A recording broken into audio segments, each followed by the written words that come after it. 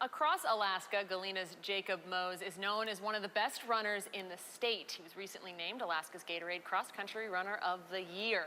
But making a name for himself in track and field hasn't been so easy. Channel 2's Patrick Enslow shares Moos' story. Airports like these in rural Alaska are a lifeline to the rest of the state. But for Galena's Jacob Moos, it's an opportunity for his track career to take off. A fair shot at your future is something everyone wants, but don't always get. It's not ideal, but it's the best that we got. Galena High School's Jacob Moos hasn't let a lack of opportunity stand in the way from becoming arguably the best runner in the state. I definitely think I have a lot more potential than what I've even had this far. I mean, I've been very successful, I think, and then with minimal resources. To get an idea of just how successful he's been, all you have to do is take a quick look at the school's trophy case.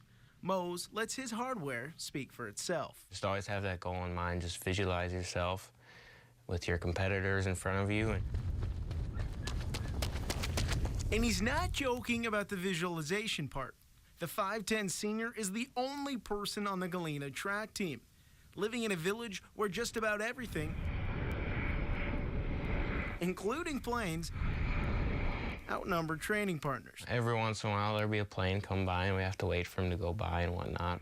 Training on the local runway, since his school doesn't have a track. And you need some specific distances laid out on a smooth, flat surface. And in Galena, while Moos and his coach John Quota admit there isn't anything special about it, this runway provides the only flat surface in town. You know, the big city, they got everything they need, and we're out here and we got dirt roads and an airport to train on. And with no access to a real track, Quota says Moos had a lot to learn about running on the real thing. And I had to tell him which direction to run.